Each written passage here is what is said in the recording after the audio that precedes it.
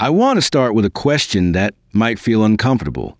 What if some of our loudest moral arguments are actually covering unhealed pain?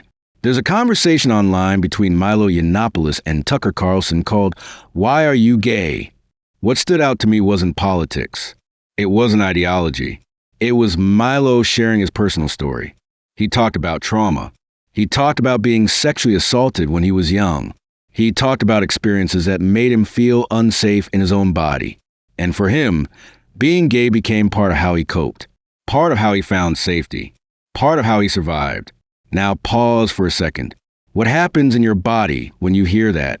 Do you feel defensive, sad, confused, curious? That reaction matters.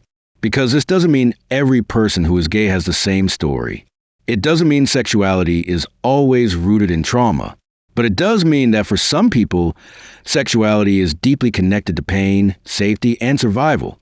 And if that's true, how should we respond? Let's talk about something basic about humans. Every human being is wired for safety, physical safety, emotional safety, relational safety. When a child grows up feeling unsafe, their nervous system adapts. Their brain adapts. Their behaviors adapt. Not because they're broken, because they're brilliant at surviving. Ask yourself this. What do you do when you don't feel safe? Do you shut down? Do you people please? Do you escape into work, food, substances, porn, fantasy, control? All coping behaviors exist for one reason. They once helped us survive. I had a coworker who was gay. She had an incredibly hard childhood. She didn't have a consistent male figure in her life. She barely had a mom in her life. She had to grow up fast. Really fast. By the time she was 7 years old, she was making her own food, even if it was just cereal or toast. 7 years old. Let that sink in. No one to nurture her. No one to protect her. No one to emotionally regulate with her. Her nervous system learned early. You're on your own. So again, ask yourself this. What happens to a child who grows up without safety? Do they become perfectly regulated adults? Or do they find ways to protect themselves? I want to be very clear here. This does not mean every gay person has trauma. This does not mean trauma causes being gay. This does not mean people need to be fixed. What it does mean is this. Human behavior is often more about survival than morality.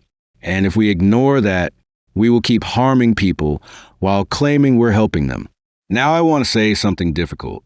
And I want to say it with humility. I personally believe the church handled this issue wrongly in the past. In the 1970s, there were experiments where gay people were subjected to shock therapy to try to make them straight. This happened at BYU Provo.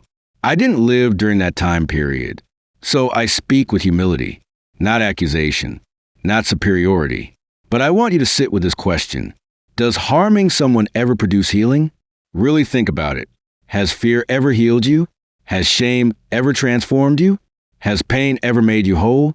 If God is about healing, why would healing look like torture? If God is about love, why would love look like fear? If God is about agency, why would agency look like control? These questions aren't attacks. They're invitations. Here's how I personally understand this now. If sin is a wound that needs healing, healing cannot be forced.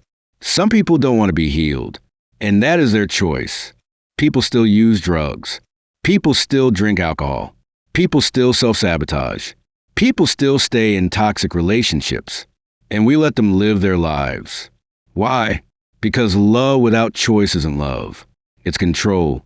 So ask yourself this. Can love exist without control? There's a massive difference between walking with someone and dragging them, between invitation and coercion, between compassion and fear-based compliance. Let me share a real example. A friend once came to me struggling with pornography. I didn't shame him. I didn't guilt him. I didn't demand change. I loved him. Over years of conversations, we uncovered deep childhood neglect, emotionally absent parents, feeling alone most of his life. The behavior wasn't the root. The pain was. And here's the most important part. He wanted to heal, so I walked with him. That's what love does. Love doesn't force healing. Love walks with people who want it. Notice this difference. We often focus on behavior. God focuses on heart. We want outcomes. Healing wants safety. We want control. Love requires consent. So when it comes to people who are gay, for me, it's not my business to fix them. It's my responsibility to love them, not to diagnose them, not to interrogate them, not to control them, to love them. Ask yourself honestly, if Jesus walked into the room, would he leave with correction or connection? Would he start with rules or relationship? What if the greatest harm isn't people living in sin, but people being treated like problems instead of humans? What if our certainty is louder than our compassion? What if we're more afraid of being wrong than we are of hurting someone? Faith doesn't mean having all the answers. Faith means trusting that love is stronger than fear, that healing takes time, that people are more than their coping strategies, and that God doesn't need us to be enforcers. He needs us to be safe places. So let me leave you with some questions to sit with. Where in your life has control disguised itself as love? Who in your life needs safety more than correction? And what would change if you believe that healing begins with compassion? If this video helped you think deeper, love wider, or see people more human, please like and follow this channel. Comment below what topic you want to explore next. This channel exists for real conversations, real healing, and real growth. You're not alone in asking hard questions.